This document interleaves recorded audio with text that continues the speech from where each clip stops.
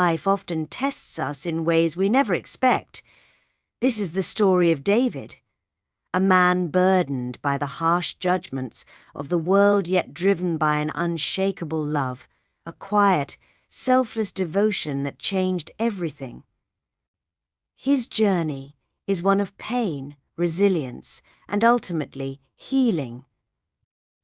It was past midnight when the peace of the Thomas household was shattered.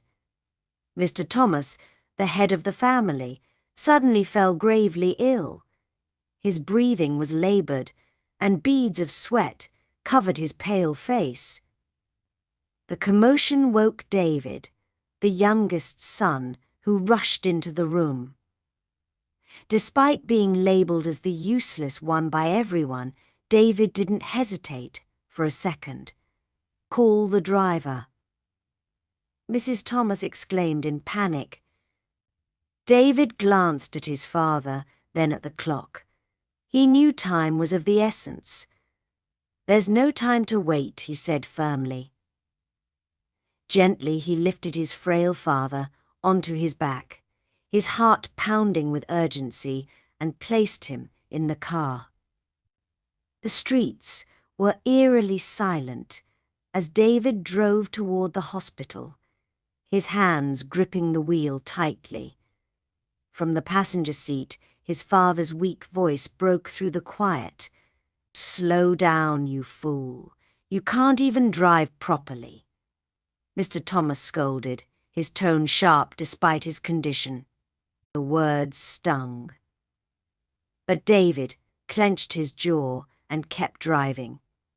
"Don't talk, father. Save your strength. We're almost there," he replied, his voice steady even as tears welled in his eyes.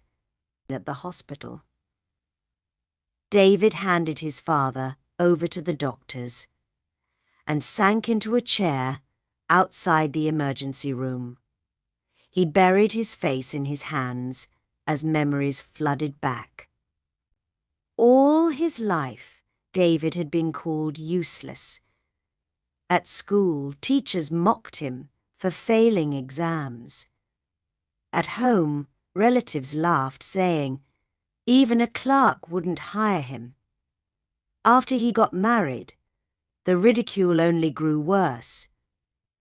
"Poor Sarah," they whispered, "stuck with a good-for-nothing man."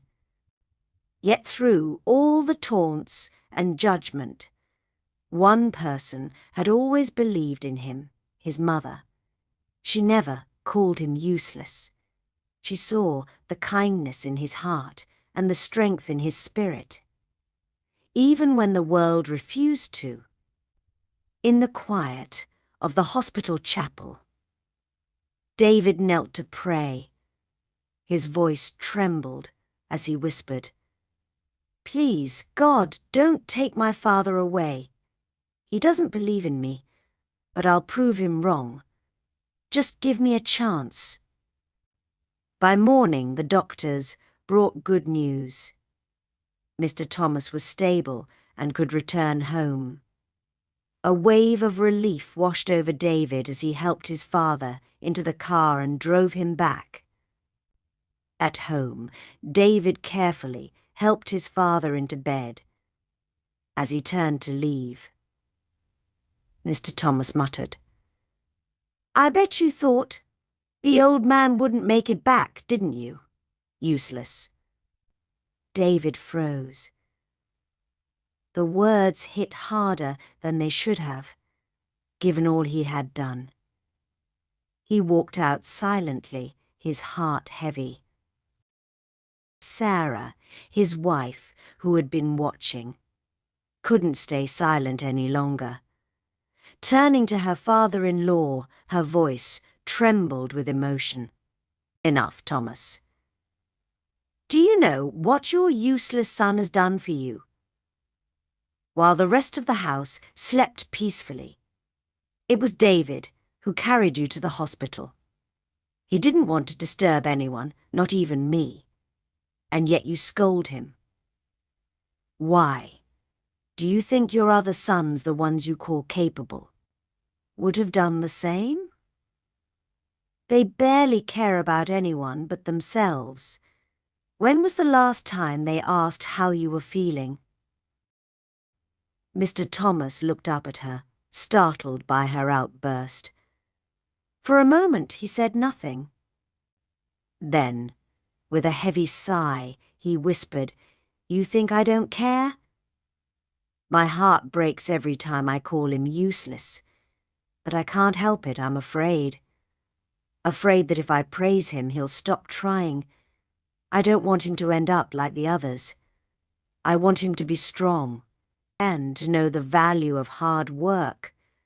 Maybe I'm wrong, but everything I do is because I love him." Unbeknownst to them, David stood by the door, tears streaming down his face. He had never heard his father speak this way before. The man who had always seemed so cold, so distant, was carrying a burden of his own. David wanted to run in and embrace his father, to tell him he understood. But instead, he quietly walked away, his chest heaving with silent sobs. Later, as he reached his room, he heard his father call out, "David, where are the medicines? Did you leave them in the car, you fool? You can't even handle one simple task properly." David wiped his tears and smiled faintly. "Coming, father," he said, running to fetch the medicines. In that moment his heart was lighter than it had ever been. He realized that behind every harsh word, behind every scolding, was a love too deep for words, a love his father didn't know how to express. Love often hides behind actions and words we may not immediately understand.